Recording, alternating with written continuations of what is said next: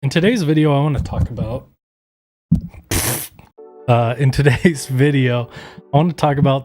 some of the issues with FIFA as it exists, primarily Ultimate Team.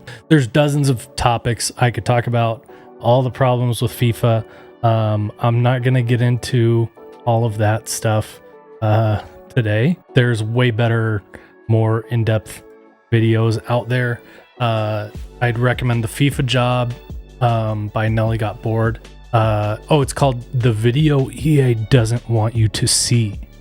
Go check that out. I'll link that in the description and add a card if I remember. That goes over a lot of the issues. Tons of info out there, articles, videos about how EA is exploiting children and basically getting kids addicted to gambling with pay-to-win packs in Ultimate Team. I'm not going to get too much into that today.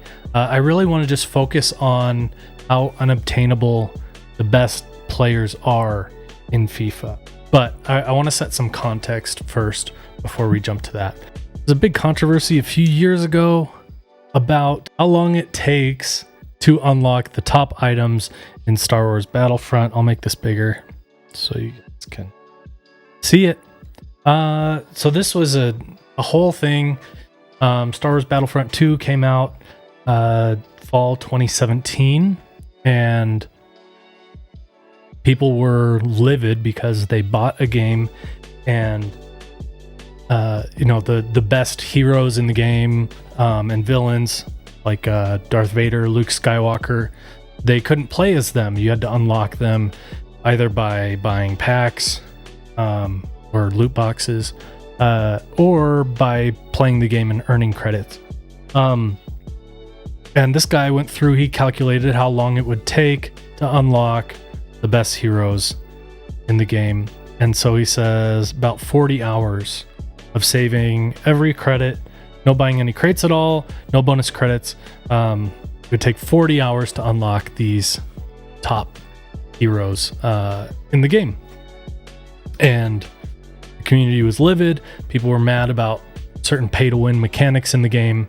Along with that was the most downvoted comment in Reddit's history by quite some margin. The second most downvoted comment got 89,000 downvotes. The most downvoted comment, this one, got 683,000 downvotes. And it was an EA rep responding to this guy who posted on Reddit saying, "Seriously, I paid $80 to have Vader locked." And he gives this really lame PR answer saying, "We wanted our players to have a sense of pride and accomplishment for unlocking different heroes." If you play FIFA, especially if you play FIFA Ultimate Team, you see where I'm going with this. There was huge backlash. The whole gaming community rallied behind this. They're like, "You can't do this. This is awful, exploitative, whatever." And EA changed it. Maybe this was more pushed by DICE, the actual developer, than EA, the publisher, but they changed it. They removed pay-to-win loot boxes.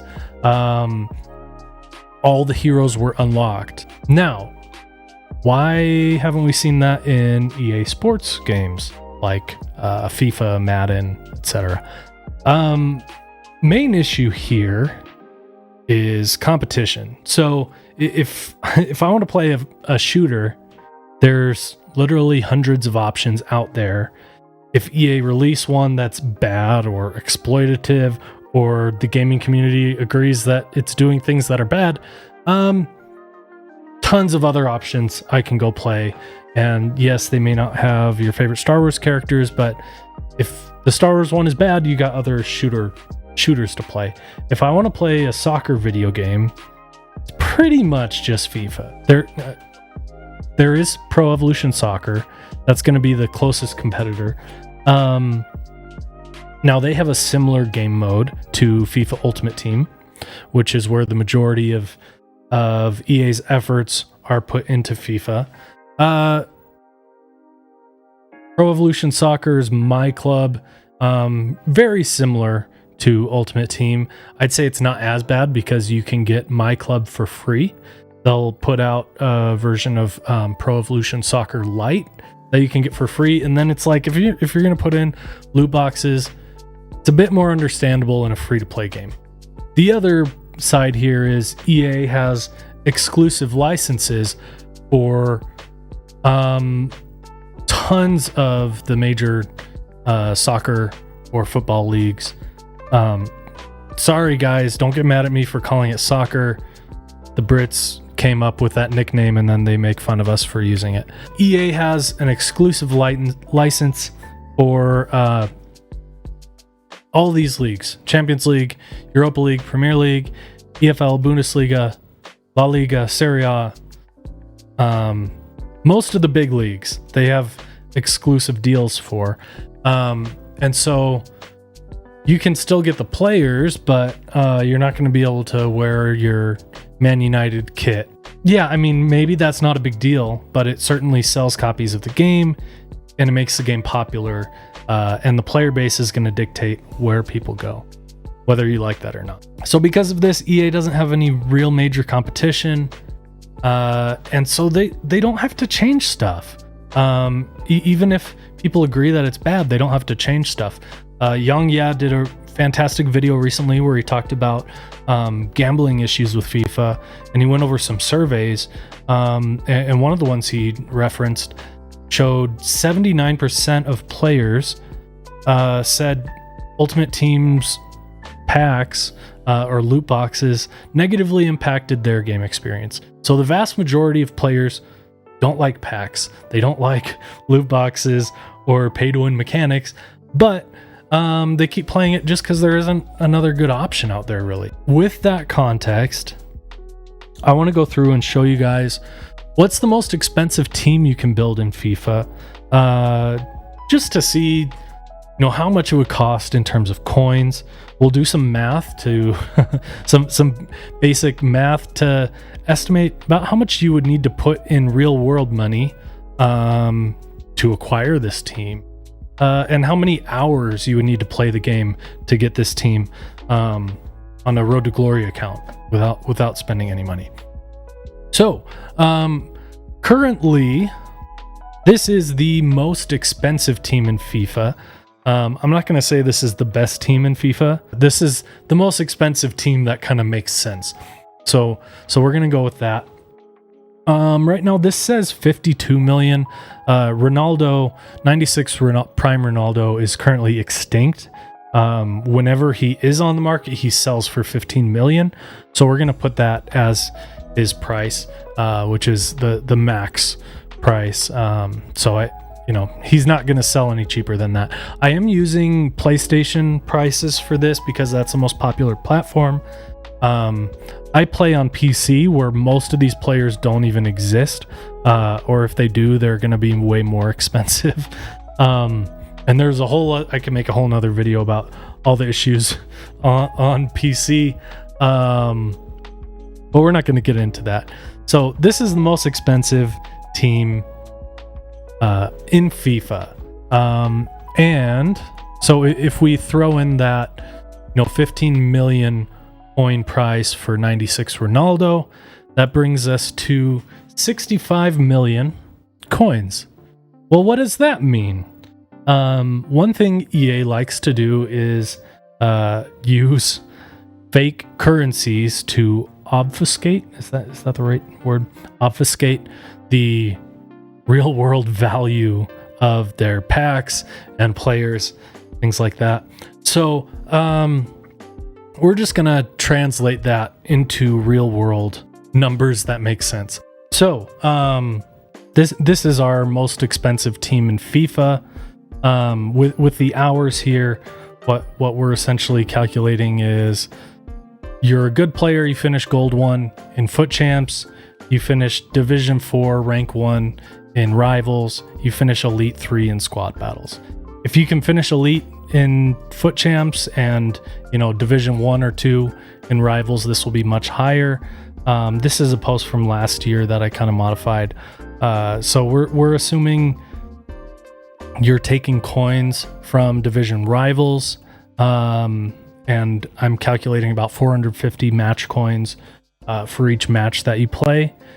For the for the amount you're getting in packs, I'm essentially assuming a 50% return. So if you open a rare players pack, a 50,000 coin pack, I'm assuming those contents are going to give you about 25,000 coins if you were to sell all those players. So I went through a bunch of big lists where people showed their return essentially on big pack openings that they did, and it tended to range between 40% to 60% return for the bigger ones where we had a bigger sample size. So I'm putting it kind of in the middle there, 50%. And then same thing for squad battles. We're assuming same amount of match coins, and you're getting a 50% return on packs that you open. So from that, you could earn about 300,000 coins, a little more. This is saying 314,500 coins if you play Foot Champs, Division Rivals, Squad Battles, and earn these. So this is all ballpark stuff. A lot of it is going to depend on how lucky you are. So we're making some assumptions here, but we're saying that's 314,500 coins from 28 hours of play every week. Now that seems like a lot of hours, because it is. And so the number of coins you could earn per hour would come out to a little over 11,000 coins per hour. So let's look at how many hours would it take to unlock some of these players or this whole team. So hours played. I'm going to make this bigger here. So we've got Ronaldo in hours played, take about 1,300 hours, 1,339 hours to unlock. Now, remember, at the beginning of this episode, we were talking about how the outrage that it would take 40 hours to unlock Vader and Luke Skywalker. So much so that the entire video game community, people were outraged, and they changed it because 40 hours was an incomprehensible amount. Prime 96 Ronaldo, over 1,300 hours to unlock. And Hullet, 93 Prime Hullet, almost 900 hours. 98 Pele, over 750. Cruyff, 652. Eusebio, 625. If we add all that up, the total for the team, 5,800 hours to unlock the best team in FIFA. Now, that seems like a lot. Let's put that into weeks. So, say you're gonna play Foot Champs, Rivals, and Squad Battles every week. Play all the games and get the best rewards you can. Put that all towards coins until you can unlock this team. That's 207 weeks to unlock this team. There's 52 weeks in a year, so that's 4 years it would take you. Keep in mind that Foot Champs goes away when FIFA 22 comes out, and that's the other part of this. As far as I know, sports titles are the only ones that are pay to win, have pay to win loot boxes, and your progress resets every year, alongside having to buy the game every year. So yeah, it's literally impossible to get the best team in FIFA just from playing the game. The only way you can ever do it is, well, maybe you're the luckiest person ever, and you pack, all these expensive players. You could potentially get these guys, just from playing the game, and maybe one of these. My team, I feel like I have a pretty good team. I haven't put any money into packs. My whole team is untradeable. I got super lucky and packed Neymar, and then basically the rest of my team is untradeable other than Mbappe, and I have like 100,000 coins on top of that. So every coin I've earned so far this year has gone to getting that Mbappe. So that's kind of how it is for most people that don't put money into the game. You can get one or two really good players, or you can have a good balanced team. So yeah, for all intents and purposes, it's impossible to just unlock the best team in FIFA from playing the game. And you know, you buy it. And wouldn't it be crazy if you could just use all the content in the game that you paid for? That was the argument for Battlefront 2. So let's go a little further here. So we talked about hours played. Now let's get into FIFA points. So another thing EA does is they use FIFA points instead of real world money. Well, okay, so 20 I calculated, same as with the rewards from Foot Champs, squad battles, we're assuming a 50% return. So if you buy FIFA points, we're gonna say you're only buying them in the biggest increment you can, so you're getting the best deal. And I'm also assuming you're a EA Play member, so you get that 10% discount. And then you're getting a 50% return on all the packs that you buy. So if that's the case, it would take 600,000 FIFA points to get Ronaldo, 96 rated Ronaldo, almost 400,000 for Hullet, 340,000 for Pele. Total 2.6 million FIFA points. And how much is that in real money? Let's look at real money. Okay, so the cost to buy this many FIFA points is E2. Here's that cost in FIFA points times 12,000, which is the number of FIFA points you get, or sorry, divided by 12,000 times 89.99. So this is the cost in US dollars to buy 12,000 FIFA points, and essentially how many times you would have to buy that. And what that comes out to is about $4,500 US dollars, USD dollars to get Prime 96 Ronaldo, 3,600 British pounds, 4,500 euros. And the totals for this is, those numbers are real. Now, yeah, it's a car. You can buy a car, or you can buy the best team in FIFA for a year, and then your progress resets. People talk about how you drive a car off the lot, you lose X% of its value. You're not losing as much value as you do with your FIFA team, where in a year it's worth zero. So that, yeah, this is how much it would cost in real money: $19,500, 15,600 British pounds, 90,500 euros. And then I've got a couple other fun ones here. The minimum wage in the United States, where I live, is $7.25. So I just wanted to calculate how many hours you would have to work a minimum wage job. Say you're a teenager, you're in college, you want to get a good team in FIFA. You're like, I'm going to go get a job and put every penny I make into FIFA. How many hours are you going to have to work to unlock this team?